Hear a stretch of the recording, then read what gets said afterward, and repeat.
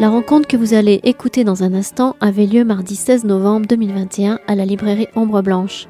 Max de Carvalho, poète, traducteur et fondateur de la revue littéraire La 13e, spécialisée dans la poésie contemporaine, Yves Bonnefoy, François Sching, Marcel Cohen pour ne citer que, y présentait en compagnie de son éditrice Anne Lima, des éditions Chandaigne, l'anthologie La poésie du Portugal.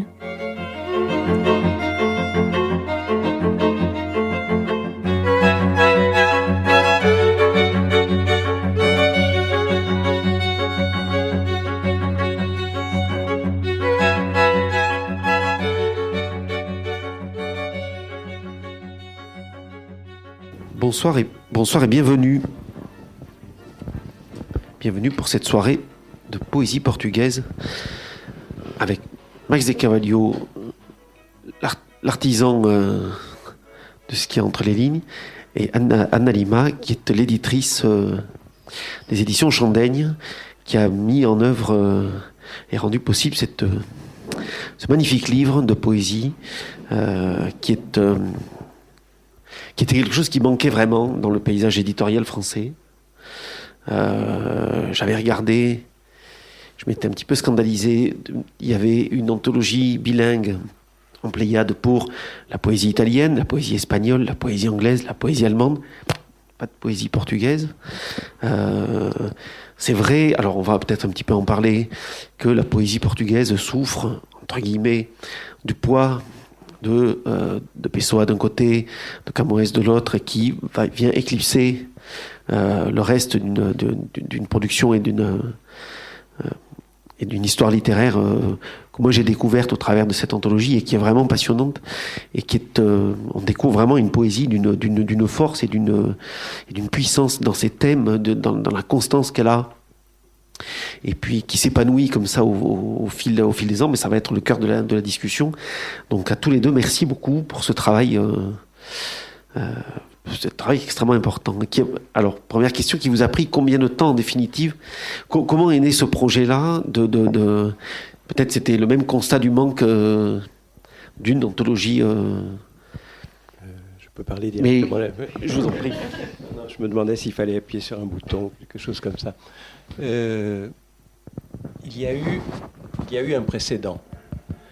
Il y a 9 ans, en 2012, les éditions Chandaigne ont fait paraître une anthologie de la poésie brésilienne des origines au XXe siècle. Donc selon le même modèle et avec le même titre, le même modèle de titre en tout cas, parce que c'était la poésie du Brésil, avec moins de siècles d'histoire, et quelques siècles d'histoire commune aux deux pays, puisque vous savez que le Brésil est le seul pays d'Amérique latine à n'être pas hispanophone, enfin à part les Guyanes, et qu'il y a eu 3 siècles quasiment communs au Portugal et au Brésil, donc une tradition littéraire luso-brésilienne au temps de l'Empire portugais.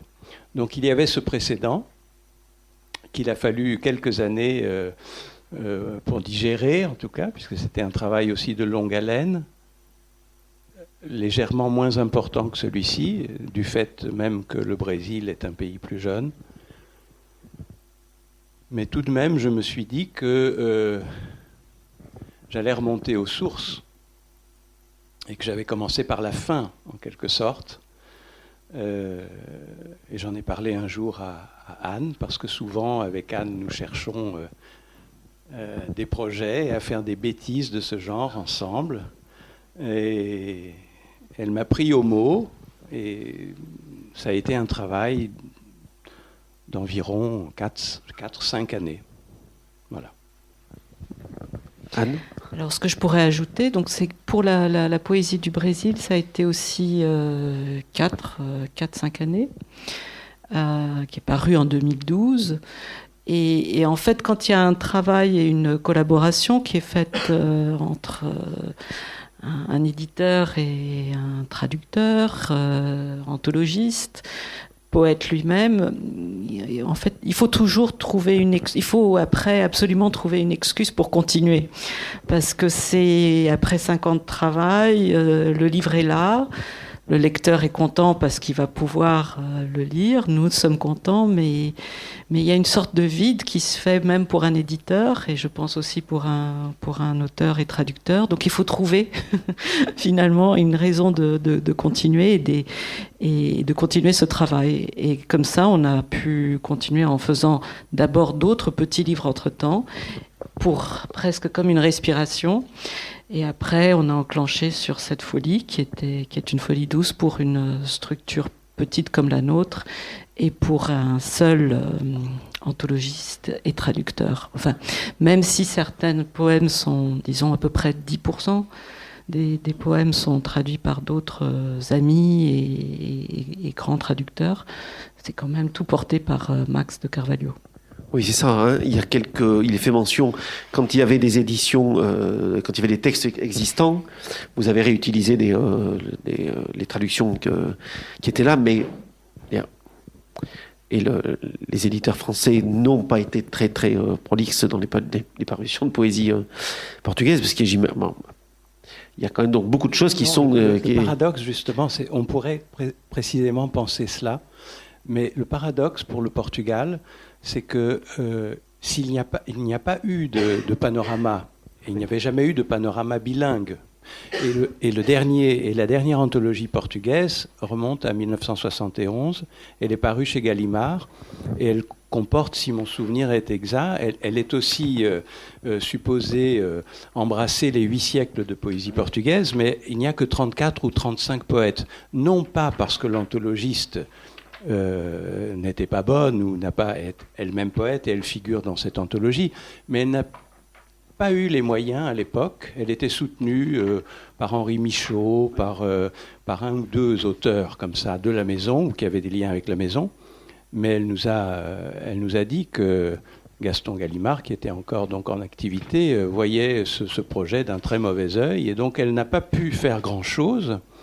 Par conséquent, le travail réalisé maintenant par Chandaigne, avec la liberté totale que j'ai eue de le faire, enfin, en tout cas, pas tout à fait totale, mais enfin, raisonnablement totale.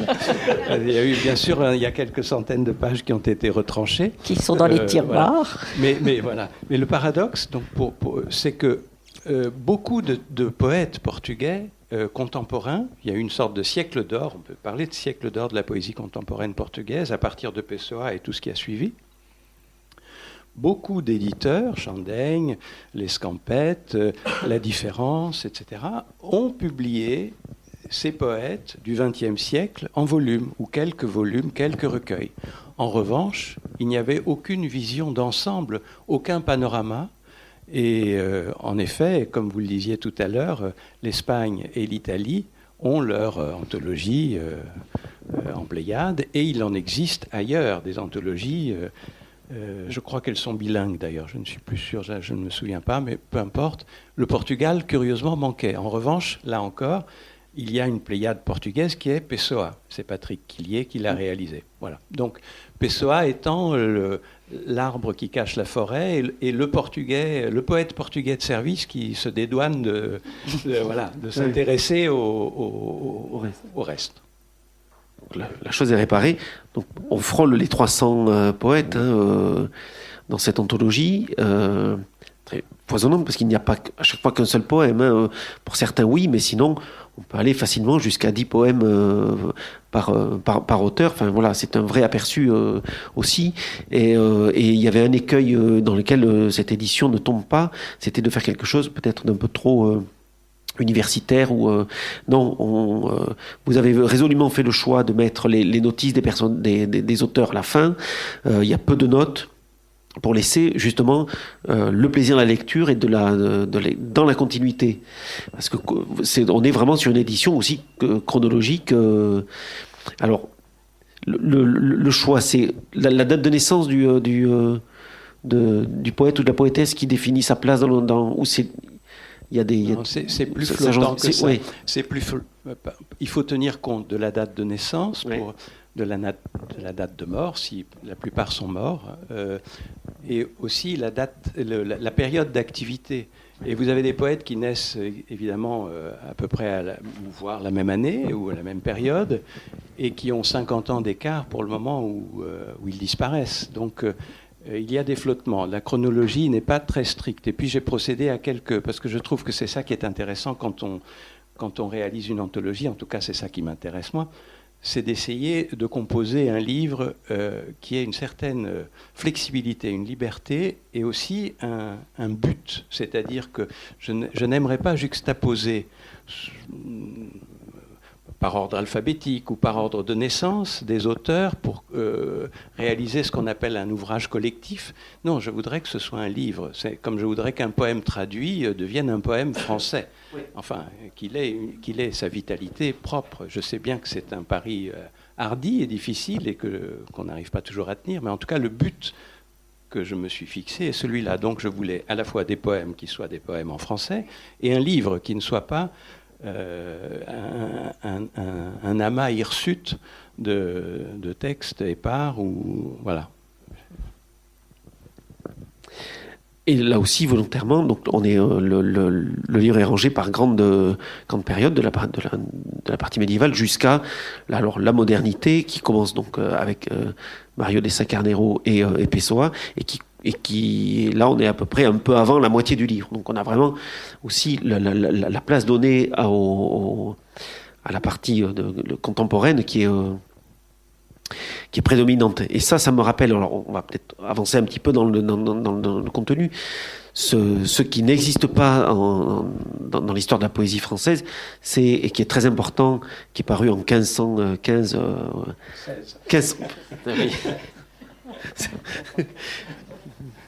1516, une année, c'est celle qu'on vous a enlevée, celle qu'on vous a rajoutée sur la biographie. Qui s'appelle donc le Cancioneiro Geral.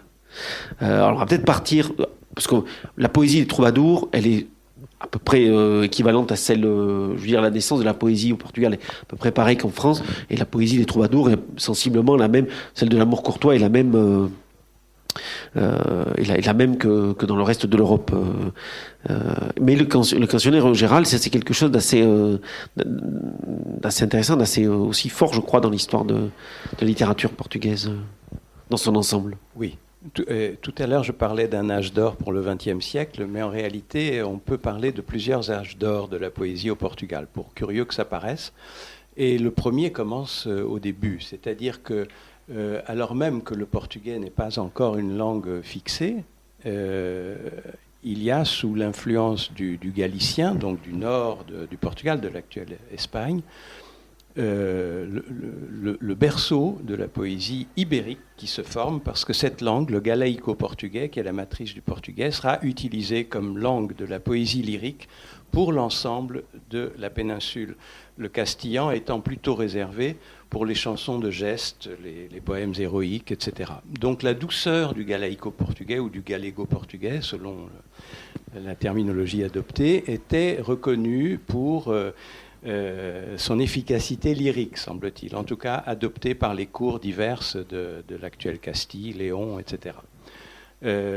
Cet âge d'or est suivi par un long sommeil, l'appui des cours locales manquant aux troubadours, l'émergence d'une classe bourgeoise qui se désintéresse des raffinements de la poésie, fait que le Portugal connaît un sommeil de plus d'un siècle où il ne se passe quasiment rien, en tout cas on n'a pas de traces particulières, jusqu'à ce que, ensuite, vers 1400 et quelques, là, les dates, c'est l'acte de décès du troubadourisme est autour de 1350, donc à partir de 1450, mettons, commencent à nouveau à se manifester des poètes, et en 1516, donc 1516, à l'inspiration d'une anthologie qui existait en Espagne, d'un cancioneiro, donc d'un recueil de chansons, le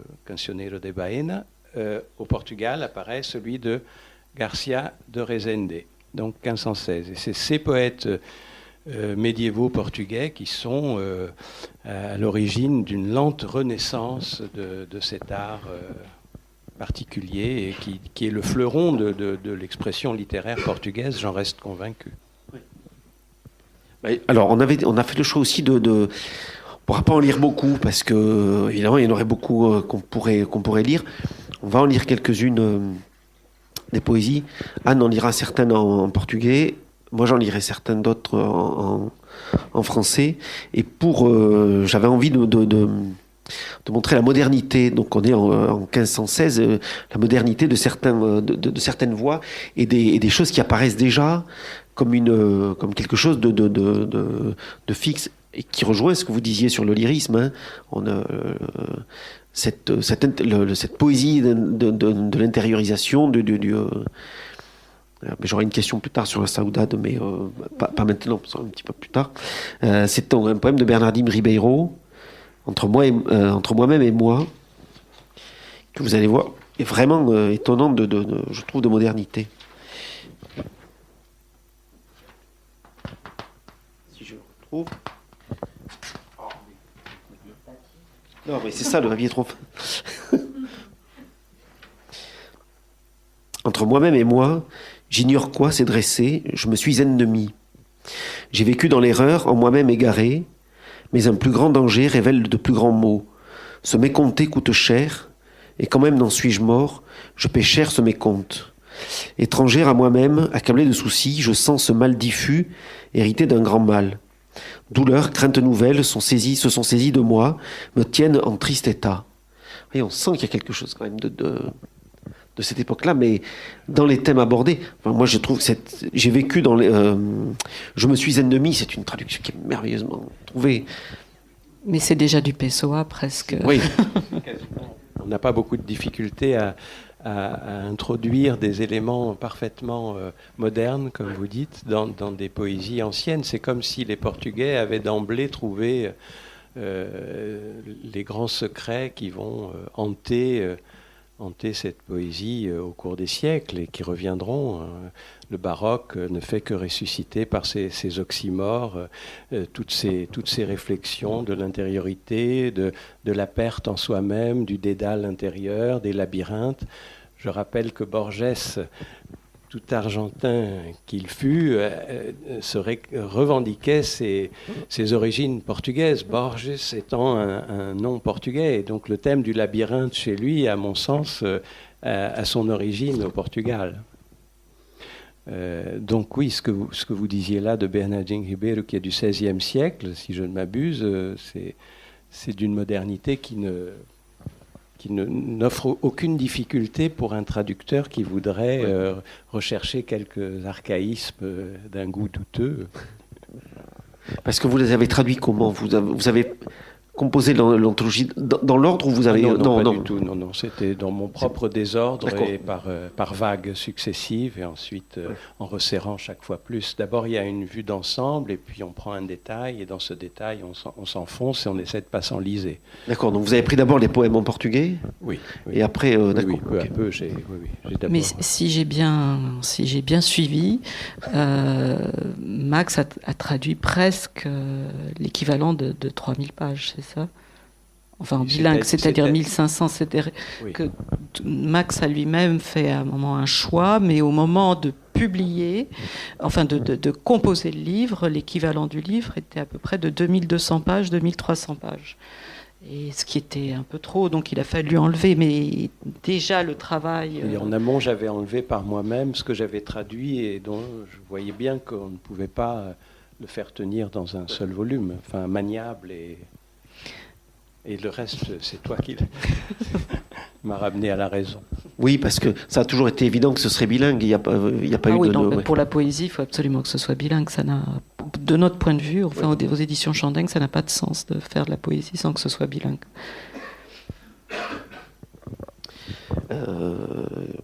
Oui, il y a quelque chose aussi à la fin du volume. On retrouve l'ensemble des notices sur les vies des poètes et des poétesses. Alors, moi, je m'y suis référé, évidemment, quasiment systématiquement. On peut s'en passer quand on fait une lecture comme ça, plus dilettante. Parce qu'il y a quand même un côté, effectivement, un peu répétitif. On disait tout à l'heure, en fait, qu'ils sont tous nés, enfin, ils ont tous fait leur droit à Coimbra. c'est la constante. Et beaucoup sont des juristes. Mais il est fait mention à plusieurs reprises, notamment sur la partie plus ancienne, de perte des fonds. On sait qu'il y a des poèmes, mais qui sont plus disponibles, qui sont plus trouvables. Il y a beaucoup de problèmes à ce niveau-là, semble-t-il. C'est-à-dire qu'il y a une sorte d'incurie, de désintérêt, et a fortiori au Brésil, j'avais noté ça, parce qu'avant que quelqu'un au Brésil, vers le milieu du 19e siècle, s'inquiète de préserver des manuscrits livrés à la vermine, rongés, les choses se perdent. Donc dès lors qu'on ne leur donne pas de valeur, il faut toujours compter sur l'accident qui est qu'un passionné tombe sur un manuscrit et exhume quelque chose. Et ça doit encore arriver. Donc ce qui est assez drôle, c'est quand on présente des ensembles en disant voici de manière indiscutable l'image la plus fidèle de ce qu'est la poésie portugaise, etc., où il n'y a pas d'oubli, il n'y a pas de manque. Ça me semble tout à fait d'abord impossible et irréaliste. On sait que les choses se perdent, qu'il y en a encore qui doivent être découvertes et que sans doute c'est le travail des chercheurs. Moi, je ne suis pas chercheur, je ne suis pas universitaire. C'est vrai que c'est pas très académique comme approche, mais voilà, je pense qu'il faut compter sur de prochaines découvertes et toujours et encore. C'est un livre de poète quand même, donc là. Et c'est un compliment. Hein. Non, mais je ne le prenais pas mal du tout. Au contraire. Non. Oui, voilà. Honoré, non. Donc on avance un peu. Si, Anne, vous deviez lire oui, pour la partie vraiment encore classique. Classique, parce que après on parlera aussi de la forme et peut-être de l'influence de la poésie portugaise qui suit vraiment les grandes influences européennes. Hein. Le Pétrarque beaucoup, puis après Quevedo et voilà, c'est-à-dire pour Camões, Max a surtout choisi dans la poésie lyrique. Il n'y a pas eu de choix, par exemple dans l'épopée des Lusiades, ce qui était plus difficile à intégrer, mais ne serait-ce que toute la poésie lyrique de Camões est magnifique et ne vieillit pas. Donc là, c'est un des très très très beaux poèmes de Camões. Ça va. Mudam-se os tempos, mudam-se as vontades, muda-se o ser, muda-se a confiança. Todo o mundo é composto de mudança, tomando sempre novas qualidades. Continuamente vemos novidades diferentes em tudo da esperança. Do mal ficam as mágoas na lembrança e do bem, se algum houve, as saudades. O tempo cobre o chão de verde manto e já coberto foi de neve fria. E em mim converte em choro o doce canto.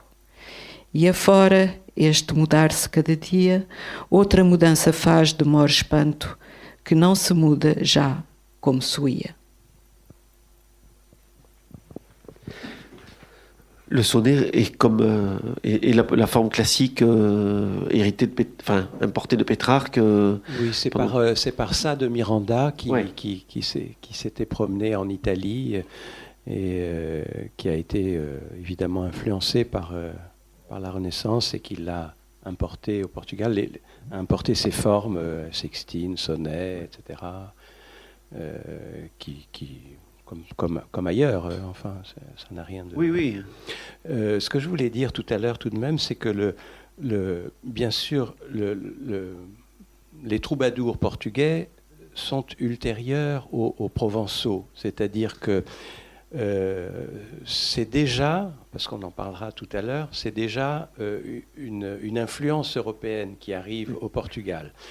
Néanmoins, ce qui est très curieux, c'est qu'il existait déjà au Portugal, avant ce qu'on va appeler, sous l'influence de la poésie courtoise de Provence, les chansons d'amour, à partir de la canso provençale, il y avait les chansons d'amis, qui sont des travestis. C'est-à-dire que le poème écrit ou chanté, interprété donc par le troubadour, prête ces mots à une femme. C'est une femme qui exprime généralement la douleur de l'absence, de l'infidélité, etc. Les mots éternels. Et ce n'est pas particulier au Portugal, parce qu'il y a les chansons de toile où on retrouve le même schéma lyrique. Mais néanmoins, au Portugal, c'est ce qu'on appelait donc ces chansons d'amis, où la femme pleurait donc l'absence de l'ami en général. Cette forme était très répandue, très populaire, et a donc précédé dans les cours locales l'arrivée de l'influence provençale, le Languedoc. Voilà.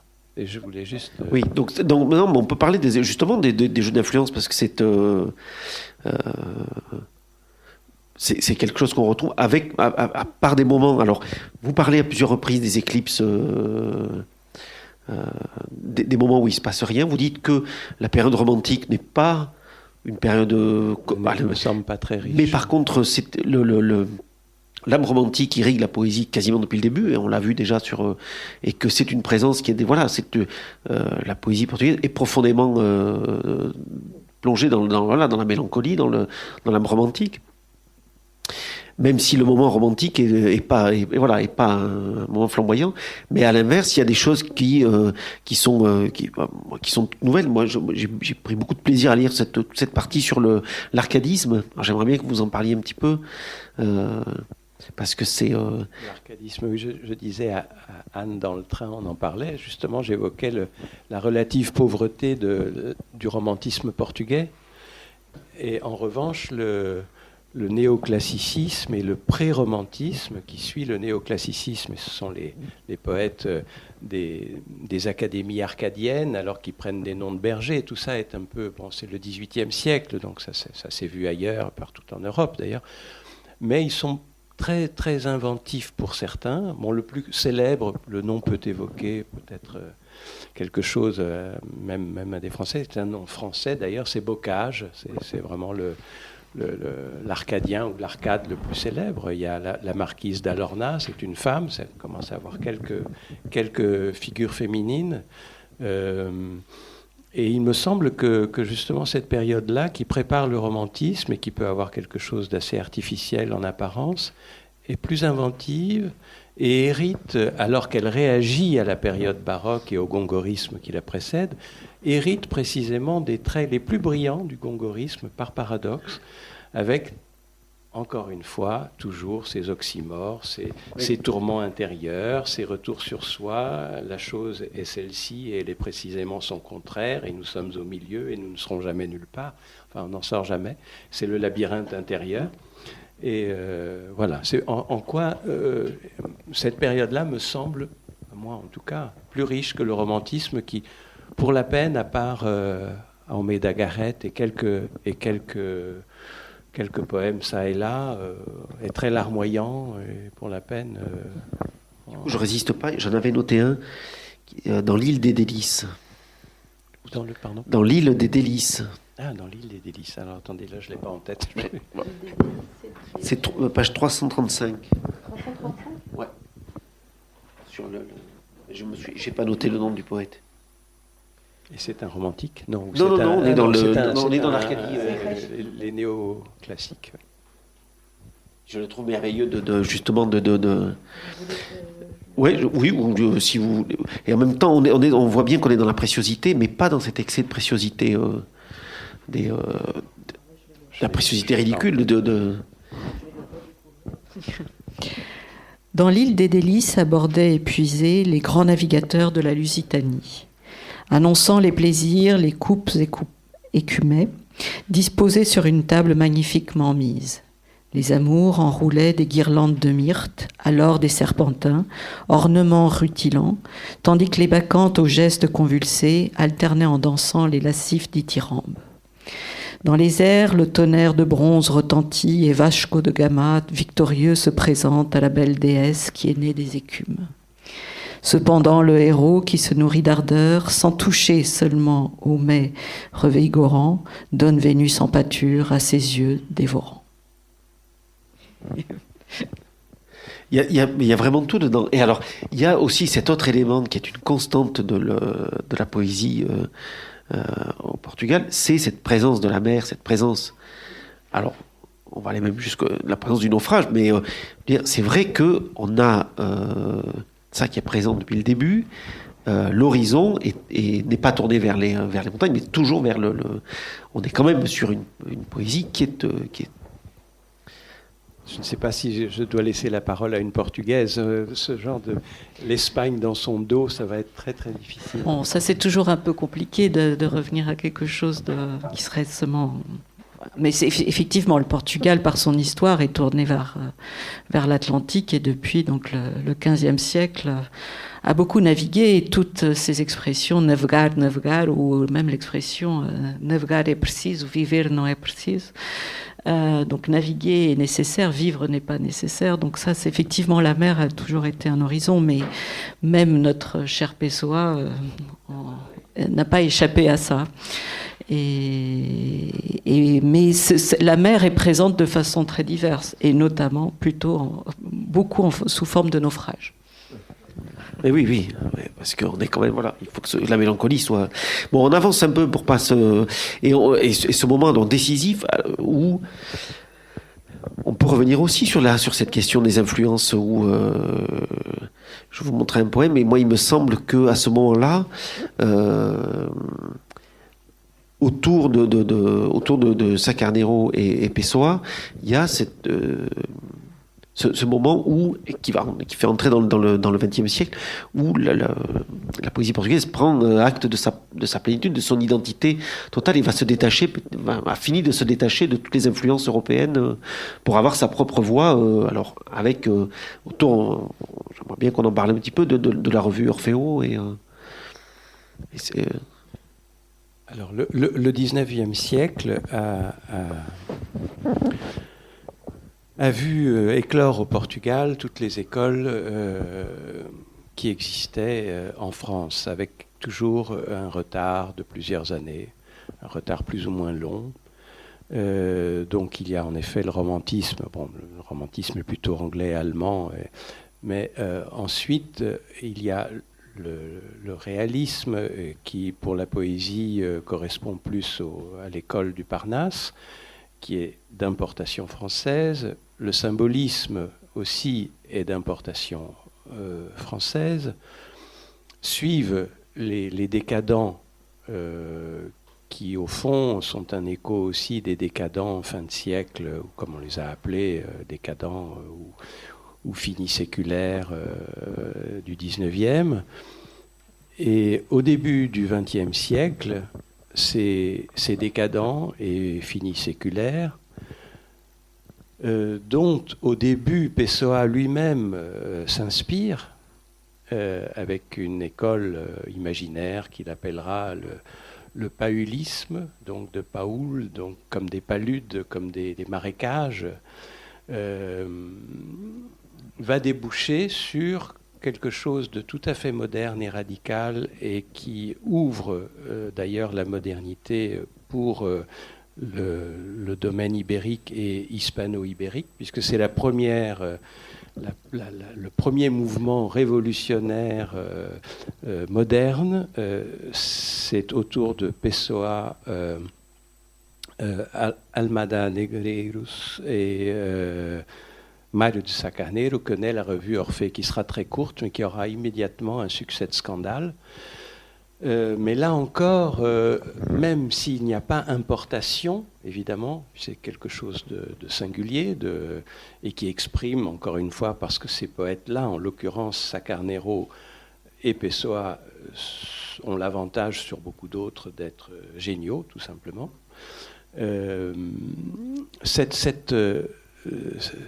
Cet orphisme-là vient tout de même du voyage qu'avait fait Mário de Sacarneiro à Paris, et à cette époque-là, où il assiste à la naissance des avant-gardes, de l'après, de l'immédiat. Enfin, non, on est encore juste avant la guerre, lui, quand il écrit à Pessoa, juste avant 14, puisque Orphée paraît alors que c'est déjà la Première Guerre mondiale, et il parle à Pessoa dans ses lettres des découvertes qu'il fait à Paris, dont le cubisme, etc. Donc il y a tout de même, il y a le futurisme de Marinetti aussi. Enfin, ces choses-là vont marquer, frapper Pessoa, qui lui est resté au Portugal et qui, à sa manière géniale, va le transformer dans une expression très portugaise, en donnant des noms comme intersectionnisme, etc. On appelle ça futurisme portugais, je ne sais quoi. Enfin, il faut toujours des ismes. Oui, c'est la grande période des ismes. La période des ismes. Mais néanmoins, il y a tout de même encore cette communication qui se fait pour Sacarnero par Paris, qui sera sa ville de mort, puisqu'il se suicidera à Paris en 16, je crois, en 1916. Très peu de temps. Donc c'est juste, je crois qu'il y a eu 2 ou 3 numéros d'Orphée. Il y a deux, parce que le 3e était en gestation et n'est pas paru. Et quand il y a eu une réédition, il y a eu quelques éléments d'un 3e. Enfin bon, ça a été très court et ça a été radical. Et c'est vraiment l'acte d'indépendance, comme il y a eu au Brésil le premier modernisme qui était le mouvement anthropophage, mais également marqué nécessairement par les influences, c'est cosmopolite de toute manière, également, puisque Paris était à l'époque une ville phare, marquée par les influences que pouvaient recevoir les quelques voyageurs, ou portugais ou brésiliens, en Europe, pour les Brésiliens, et à Paris en particulier. Anne voulait rajouter Justement, enfin, l'idée, c'était que la rupture va se faire après. Et comme on en discutait il y a peu de temps, elle va se faire après, mais au début, des poètes comme Pessoa vont être portés et vont être défendus par des poètes qui reviennent à des formes finalement assez classiques. Et ce n'est que après la Deuxième Guerre mondiale qu'il va y avoir une vraie rupture, et peut-être aussi avec le surréalisme qui, lui, est plus tardif que le surréalisme français. Mais c'est là qu'il va y avoir une vraie rupture. Mais la création vraiment d'une voix unique et qui n'est pas dans une école et qui est vraiment spécifiquement portugaise. Mais là, c'est Max qui saura mieux l'exprimer. C'est vrai qu'il y a Pessoa meurt 20 ans après l'expérience d'Orphée, mais il meurt inconnu, c'est-à-dire un cercle de proches savait que ce monsieur écrivait des poèmes. Certains avaient reconnu, je pense, qu'ils avaient affaire à une grande œuvre, mais le fait est qu'il est mort quasiment inconnu en 1935. Donc, c'est les premiers à avoir, 10 ans après Orphée, tout de même mis en avant l'importance de Pessoa, se réunissent autour de la revue Presença, Présence, et opèrent, comme le disait Anne à l'instant, une sorte de grand recul esthétique par rapport aux propositions explosives d'Orphée. Donc avec un retour aussi à l'usage des formes fixes, du sonnet, une poésie intimiste, très... voilà. Et leurs rivaux ne sont leurs rivaux qu'idéologiquement. C'est-à-dire qu'il y a le néo-réalisme portugais qui, à ce moment-là, influencé par des idées socialistes, etc. Il faut savoir que Salazar est déjà un dictateur qui restera longtemps, dont le régime, Estado Novo, l'État nouveau, restera longtemps en place jusqu'à la révolution des œillets, est déjà au pouvoir. C'est en 26, non, ou quelque chose comme ça, à peu près. Jusqu'en 75. Jusqu'en 74. Voilà. Oui, il meurt en 69, mais son remplaçant prolonge un peu l'agonie de l'État nouveau. Donc il y a la guerre d'Espagne aussi, la guerre civile. Donc une partie des poètes portugais liés au néo-réalisme dénoncent l'embourgeoisement de la poésie et dénonce Presença. Mais en réalité, quand vous lisez, indépendamment des idéologies particulières, d'ailleurs je ne suis pas sûr qu'à Presença tous fussent aussi bourgeois que les dénonçaient les néo-réalistes, mais enfin bon bref, il fallait attiser un peu les contradictions, donc on dénonçait Presença donc pour ce côté intimiste, bourgeois, etc., supposé. Mais quand vous comparez des textes des uns et des autres, vous voyez que dans les deux cas, par rapport à Orphée et par rapport à ce qui va suivre, à savoir le surréalisme portugais, puis des voix indépendantes et qui vont être cet âge d'or dont je parlais de la poésie portugaise, on a procédé à une reculade complète. On est dans quelque chose d'équivalent. Si vous prenez les poètes néo-réalistes, et ils sont eux aussi, sauf quand il y a des protestations sociales, il y a des revendications, mais formellement, quand ils oublient cet aspect-là, ils s'expriment à peu près de la même manière que les présencistes. Donc, il y a quelque chose qui s'endort au Portugal. Comme un phénomène d'insularisation finalement, alors voilà, peut-être sans qui est dû à la dictature. Et alors c'est peut-être ça qui coupe finalement avec la présence du reste de l'Europe. Oui, et en même temps, c'est quand même très paradoxal aussi. Sous la dictature de Salazar, le surréalisme portugais va faire ses classes, et puis des mouvements plus intéressants que le surréalisme même, qui reprend un peu les surréalistes portugais type reprennent un peu les poncifs du surréalisme d'André Breton. Mais il y a autour d'un cercle qu'on appelle celui du café Gelo, glace, qui se réunit à partir de la fin des années 40 jusqu'à la fin des années 50, même au début des années 60. Il y a des groupes comme l'abjectionnisme et autres tendances extrêmes qui, elles, développent, à mon sens, les germes de ce qui va fleurir dans les grands poètes portugais qui publieront à la fin des années 50, Herberto Helder, Ramos Rosa, Eugenio de Andrade, Sofia de Melo Brainer, etc. Voilà. Vous n'aviez pas l'air d'accord sur l'insularisation Pardon ? Non, vous n'aviez pas l'air d'accord sur le... Non, la seule chose, c'est que ce que l'on a pu voir aussi, c'est avec la dictature, de la même façon avec d'autres formes d'expression artistique, la dictature permettait justement de développer ou amenait à développer des formes d'expression qui n'étaient pas nécessairement comprises de tout le monde, même des censeurs. Et donc là, la poésie était notamment une façon d'échapper et d'exprimer beaucoup de choses, et notamment par le surréalisme. Parce qu'on voit bien qu'il y avait des fois une certaine... même bêtise dans la censure, à ne pas comprendre, et de ne pas comprendre certaines formes d'expression plus avancées, et que ça pouvait justement alimenter cette avancée. D'un autre côté aussi, il y a eu l'exil, et beaucoup de choses sont développées. Des grands poètes aussi comme Herberto Helder aussi ont commencé à écrire en exil. Voilà. Oui. Je vais perdre ma question. Ça va me revenir. On voit. Ça m'agace. Ça arrive. Oui. Là, t'en parles très bien. C'est le surréalisme. Mais on peut peut-être faire. Oui, voilà, peut-être. Ça va de lecture pendant que vous cherchez. Alors, est-ce qu'on lirait Casais Monteiro? Donc là, c'est Max. Là, c'est moi. Oui. Bon. Alors, il faut que je tienne le micro d'une main.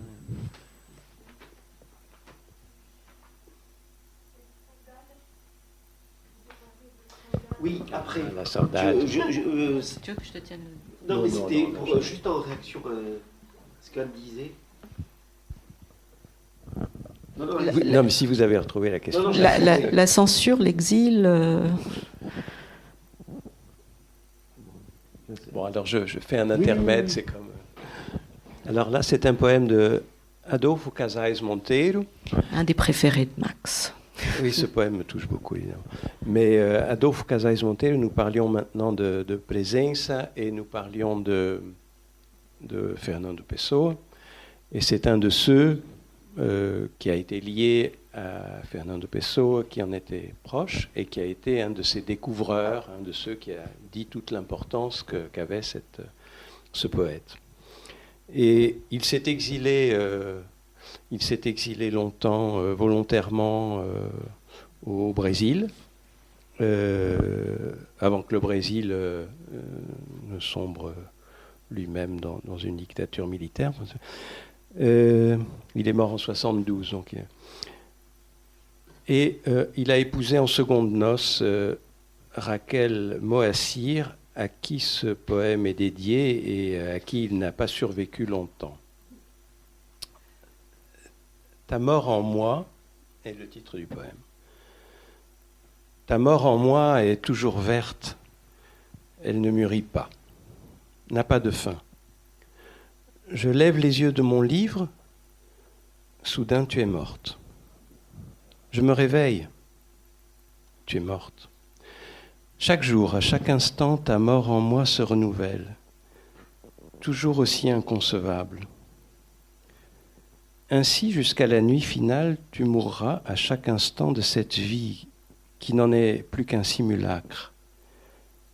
Je redécouvre ta mort comme d'autres découvrent l'amour, parce qu'à tout moment et partout tu es vivante.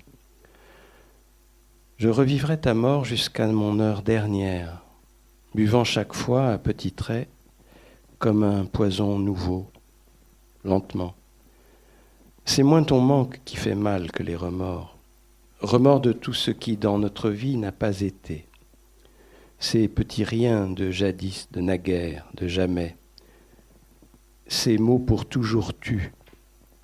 Le geste sans remède demeuré en suspens. Le regard qui en vain interroge sans obtenir de réponse.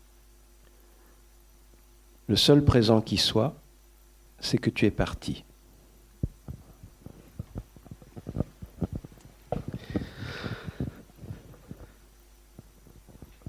C'est beau. Oui, oui, ça.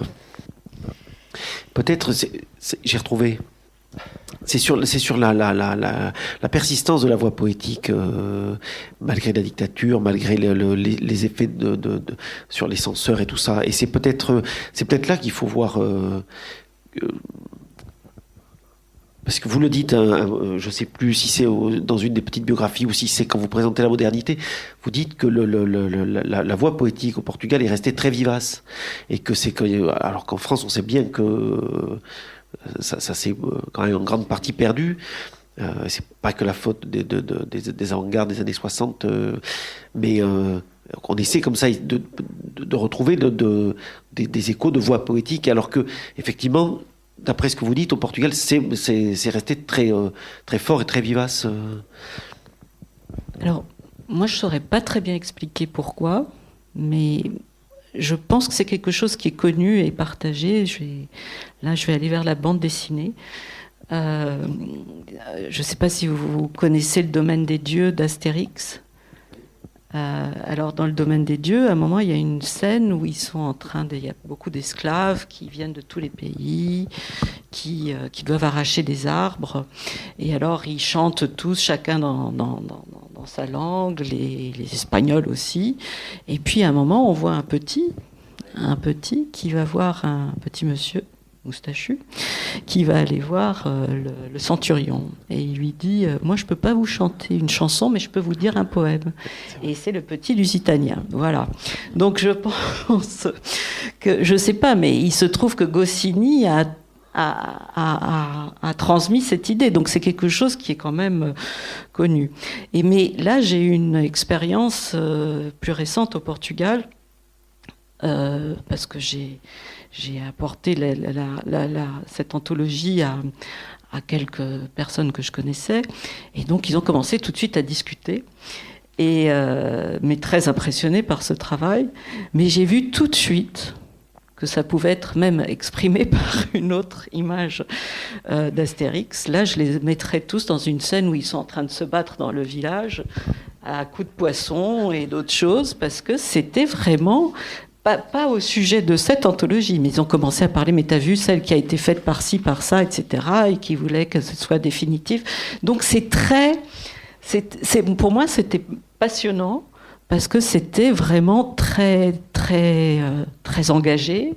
Ils se connaissent tous et ils savent qui écrit quoi, et ils se rencontrent tous les samedis dans telle terrasse, tel café. Par exemple à Lisbonne, à Porto aussi, donc c'est encore très vivant. Et dans des souvenirs sinon d'école, que ce soit d'école, de collège, de lycée, la poésie est encore très présente dans l'éducation, sans doute plus qu'en France. Donc voilà, c'est quelque chose qui est très présent. C'est déjà présent au quotidien. Qui est présente au quotidien, même à travers des comptines qui ne sont pas comme des comptines en France, qui sont vraiment des comptines qui viennent de loin. On en connaît encore beaucoup par cœur, on les récite. Je ne sais pas, il y a une présence comme ça. Est-ce que c'est une façon d'être ? Je ne sais pas, mais c'est très très présent. Avec on le voit aussi, hein, de cette façon, vous me le disiez tout à l'heure, des échos, des citations d'autres poèmes, même des fois à plusieurs centaines d'années d'écart. Je veux dire, c'est pas qu'on reprend la matière, mais c'est que cette matière de poésie-là, elle se redit, et elle se redit de façon différente au fil des années. Oui, en discussion finalement. Exactement. Les poètes discutent entre eux. Oui. Je disais, c'était un peu comme une chambre d'écho finalement. Et tout à l'heure, il y avait une question, enfin un désir de saudade. Oui. Et alors la saudade, il fait partie de ce que j'ai appelé dans la préface cette matière de Portugal, c'est-à-dire que c'est vraiment un fond portugais où vous trouvez des éléments qui se répètent, qui sont des archétypes, qui sont des figures légendaires, des figures historiques, des figures poétiques, parce que Pessoa, finalement, en moins d'un siècle, est devenu comme une présence, pas seulement pour les touristes qui prennent une photo à côté de sa statue au café où il allait, mais il y a comme une ombre qui s'incarne. Camões, c'était déjà le cas. J'ai un ami qui a vécu au Portugal, il est passé à Montmeyer, mais qui me disait qu'il était dans les années 80 à Lisbonne, et la première fois qu'il avait entendu, il était tout jeune, il avait entendu parler de Bocage, il croyait que c'était quelqu'un qui était dans le troquet, là, alors qu'il est du XVIIIe siècle. Donc il y a une sorte de les vivants et les morts se côtoient, et ces figures-là sont très fortes, et je pense que ça, c'est une singularité portugaise. Je pense que ça peut se retrouver sans doute dans d'autres pays, mais là, il y a vraiment une matière, comme on parle de la matière de Bretagne ou de la matière de France pour les traditions, où reviennent des mythes, des histoires, des thèmes récurrents.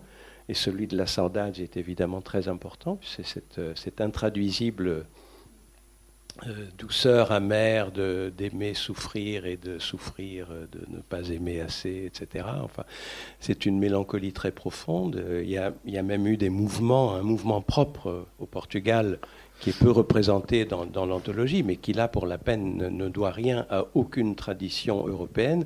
Il s'appelle le saudosisme. Oui. Donc, c'est vraiment... Alors, c'est toute une pensée, une philosophie, une esthétique, etc., pensée sur cette espèce de regret fondamental, les regrets dans le sens des poèmes de Du Bellay, donc de regretter... Et puis, il ne faut pas oublier que dans cette matière de Portugal, il y a aussi la fondation légendaire de Lisbonne, dont le nom antique est Olisipo, et il s'appelle Olisipo parce que c'est tout simplement Ulysse qui, en quête de son Ithaque, a abordé ses rivages et a fondé, évidemment, la ville qui ne pouvait dès lors être que la capitale de la saudade. J'interprète la saudade comme étant odysséenne, ulyssienne.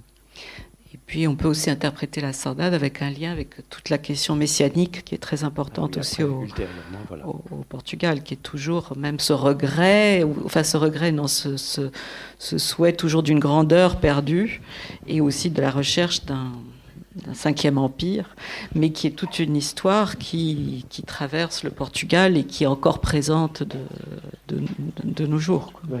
Je me trompe, mais moi il me semblait que le saoudodisme c'était lié aussi à un mouvement un peu nationaliste, ou en tout cas une résurgence un peu nationaliste au 19e. Oui, il y a toujours des prolongements idéologiques, plus ou moins.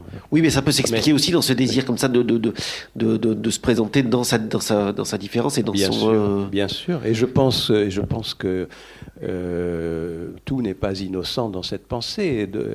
Et apparemment, l'histoire en partie la condamne, puisqu'elle a aussi produit le salazarisme. Oui. Et l'impérialisme salazariste. Ce 5e empire, évidemment, moi, il me passionne, mais il ne me passionne pas du point de vue politique, il me passionne du point de vue poétique, de la rêverie pure, et intense, et répétée, et renouvelée, et obsessionnelle. C'est ça, Alors, il y aurait peut-être des choses à chercher, finalement, et c'est peut-être pas innocent, mais complètement de l'autre côté de l'Europe, chez les Russes. Parce que la chambre d'écho chez les Russes, c'est aussi... La poésie russe fonctionne comme ça, comme une chambre d'écho très forte, où tous vont reprendre des vers entiers de Pouchkine, etc. Voilà, c'est un dialogue permanent aussi. Ouais. Et dans ce contexte, parce qu'on avait prévu aussi de lire un poète surréaliste, mais le surréalisme, il se veut aussi quand même comme une table rase ou pas tant que ça.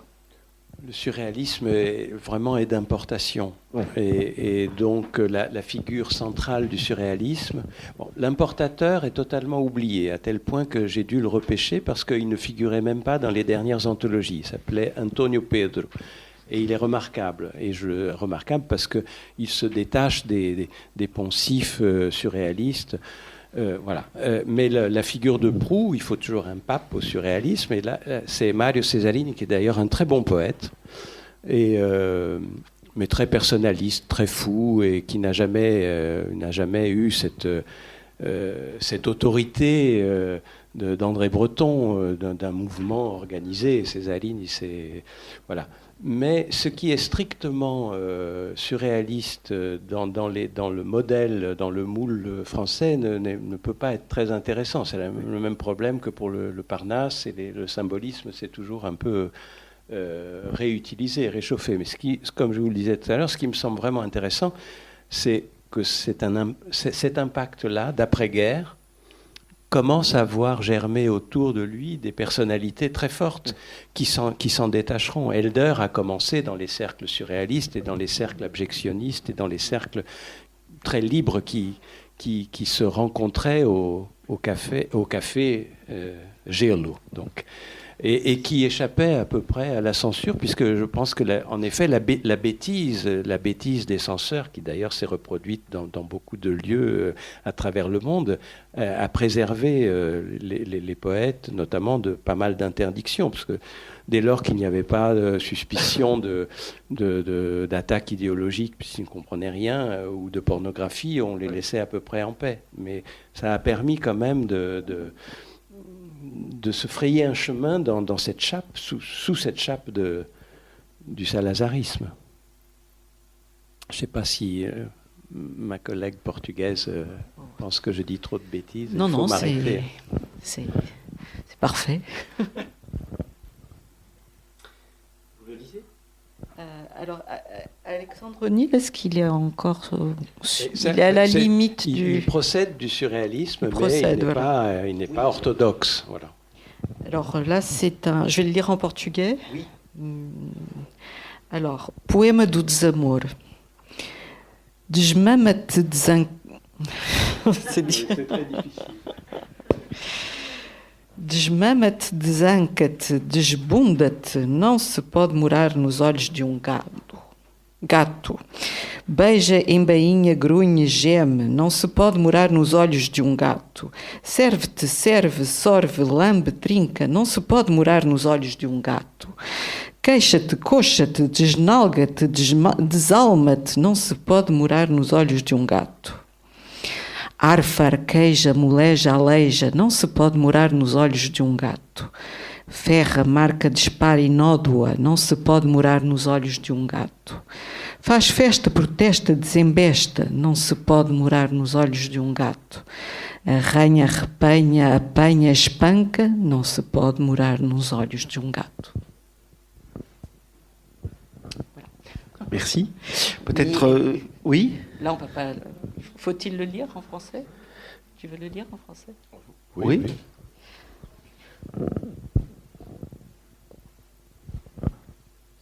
Alors, je ne l'ai pas tout à fait en tête parce que c'est une traduction excellente de Patrick Quillier.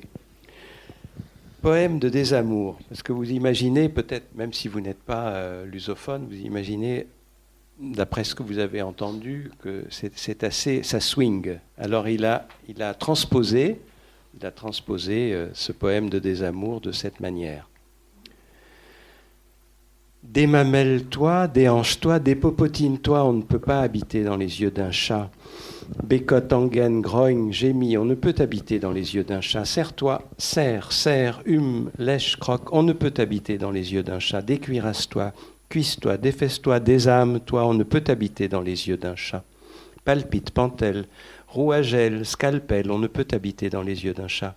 Fer, marque, mitraille, macule, on ne peut habiter dans les yeux d'un chat.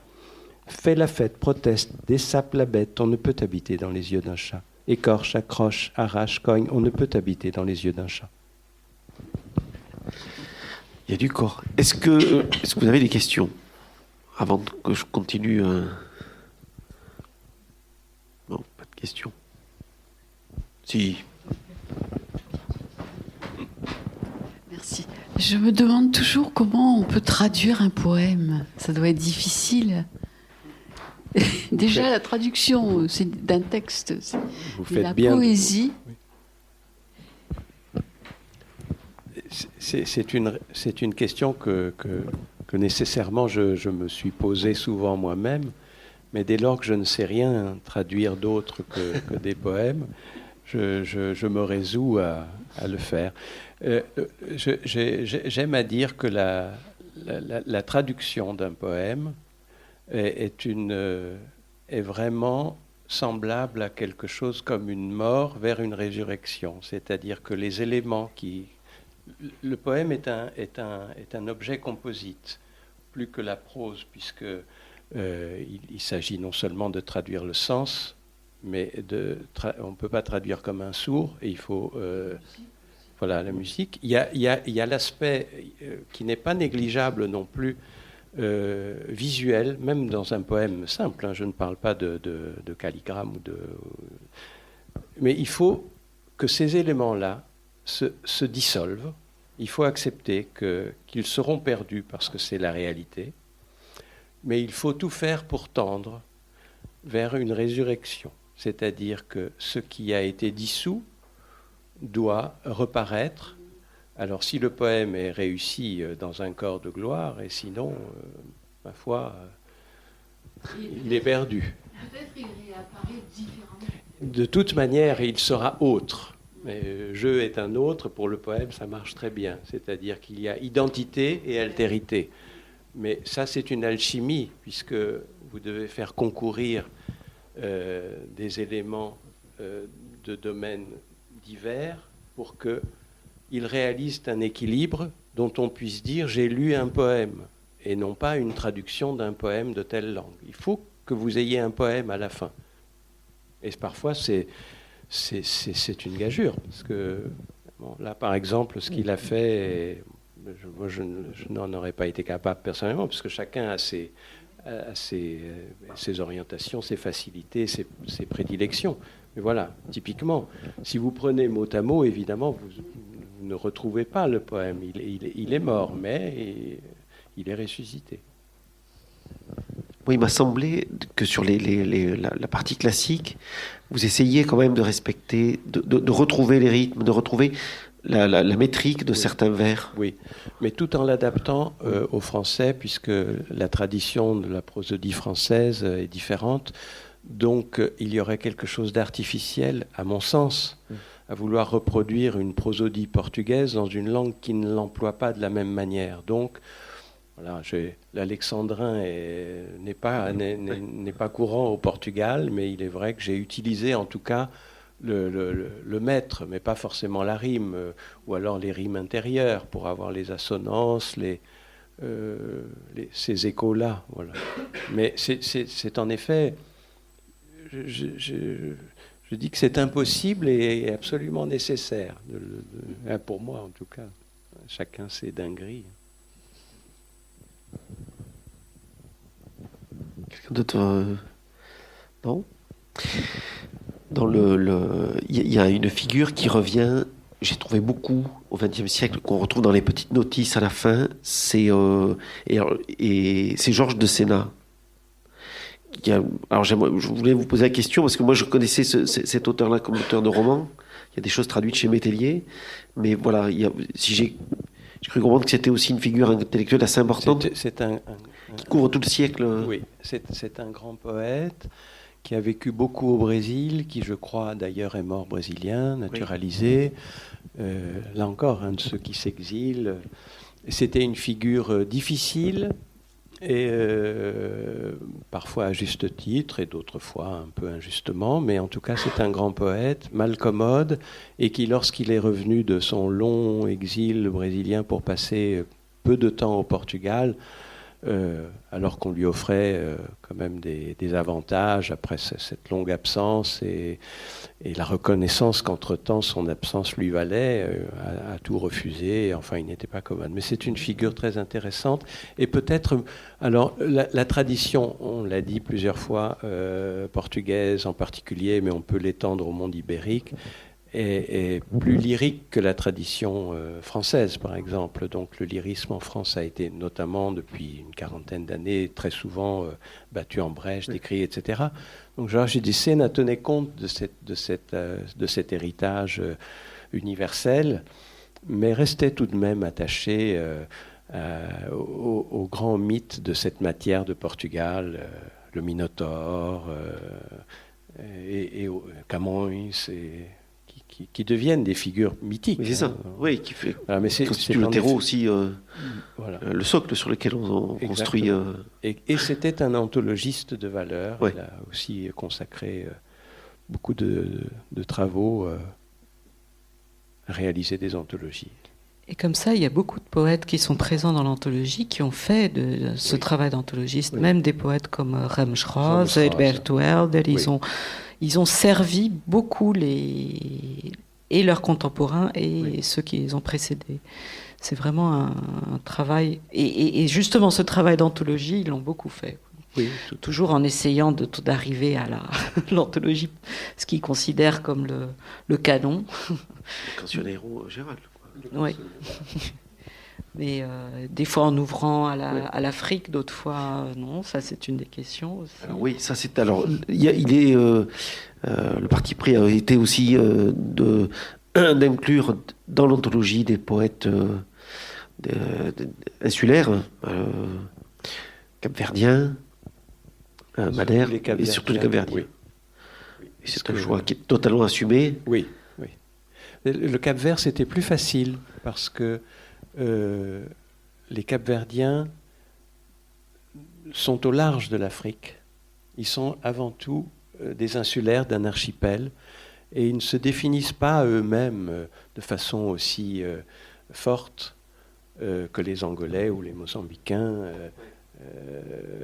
ou les Guinéens de Guinée-Bissau comme africains. Donc les liens qu'ils ont tissés avec le Portugal sont différents. Beaucoup d'amitié avec des poètes qui ont combattu le colonialisme aussi. Donc ils ont eu cet échange avec le meilleur de l'intelligentsia portugaise. Et il se trouve qu'ils faisaient pour moi le lien avec le Brésil, parce qu'ils étaient aussi tournés vers les poètes brésiliens. Ils se sentaient atlantiques avant tout. Je parle de la génération de Claridad, donc de la revue de clarté, Claridad signifiant clarté, qui est le cri d'indépendance de la culture capverdienne dans les années 30. Et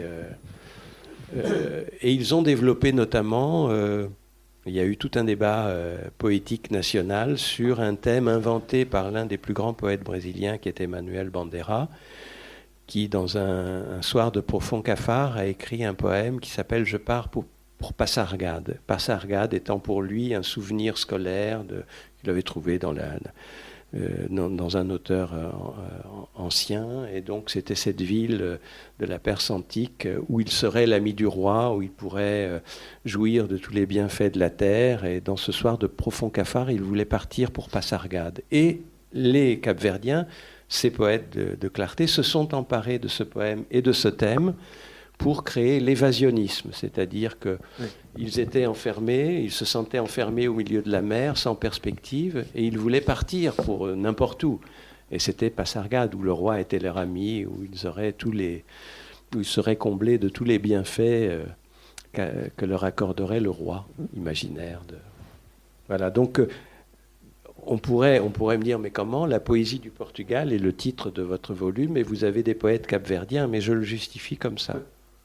Et puis la poésie a décrété son indépendance bien avant les guerres coloniales qui ont ensanglanté l'Afrique et qui ont fait mourir beaucoup de jeunes Portugais sous Salazar, puisqu'ils allaient combattre en Angola et au Mozambique.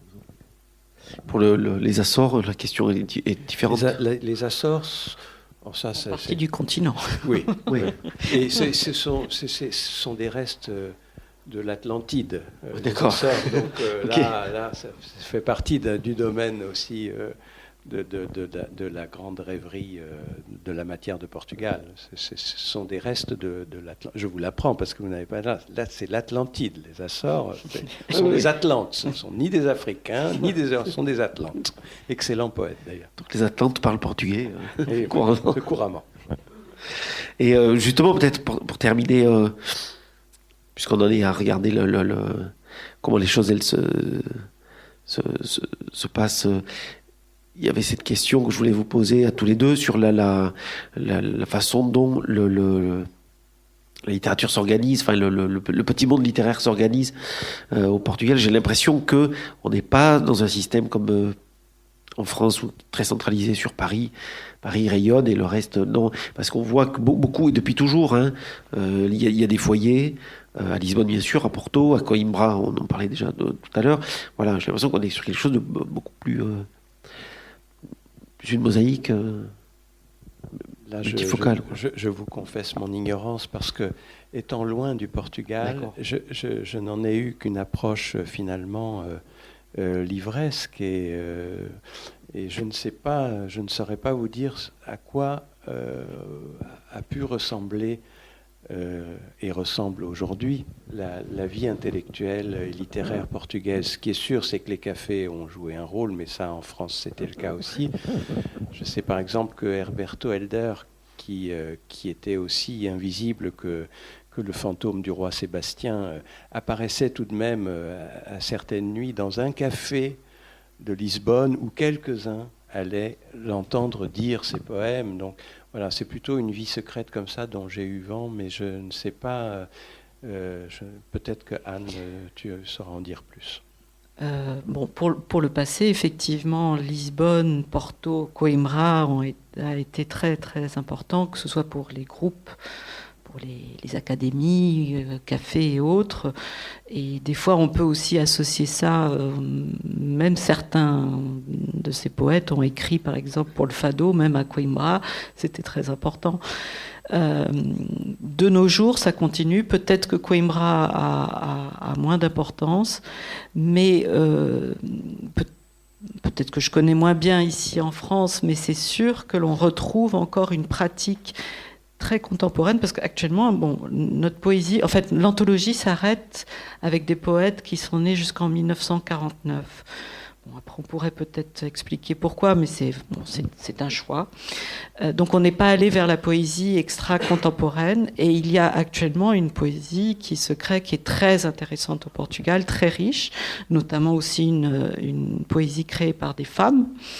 C'est très riche à Lisbonne, à Porto, mais un peu partout. Donc c'est pas du tout centralisé, mais il y a une vie poétique très riche, des gens qui se retrouvent la nuit dans des cafés, peut-être encore dans une vision un peu saudosiste qui essaye de maintenir quelque chose, une tradition, mais je veux croire que c'est presque spontané, que c'est une façon d'être.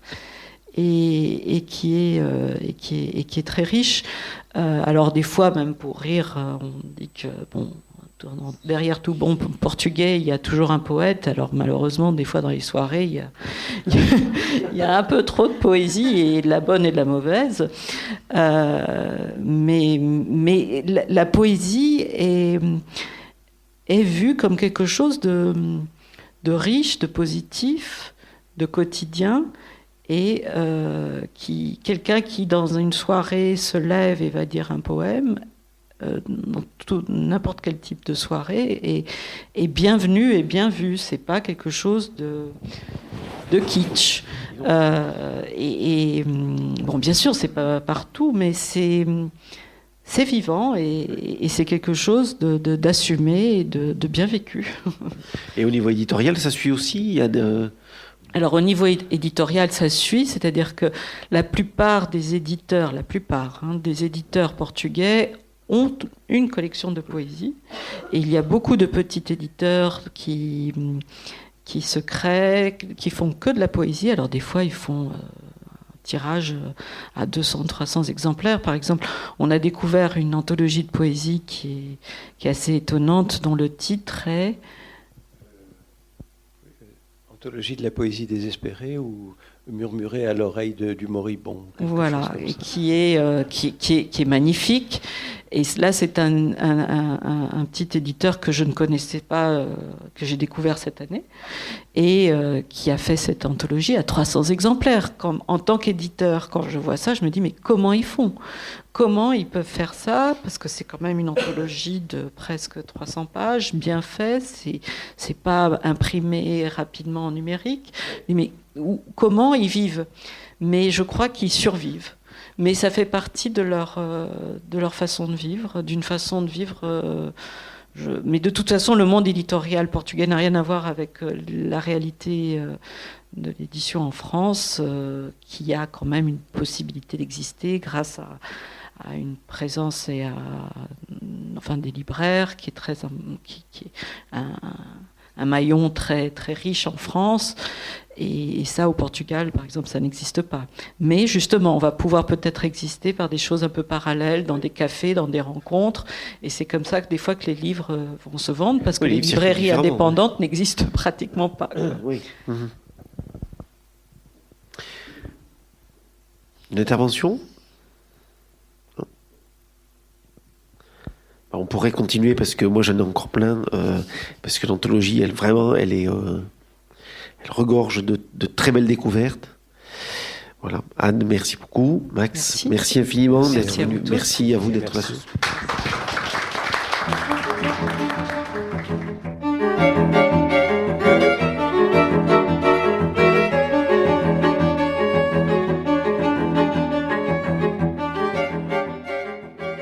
Vous venez d'écouter Marx de Carvalho, auteur de l'ouvrage La poésie du Portugal, paru chez Chandaigne, en compagnie de son éditrice Anne Lima, lors d'une rencontre à la librairie Ombre Blanche, le 16 novembre 2021, réalisée et mise en onde par Radio Radio.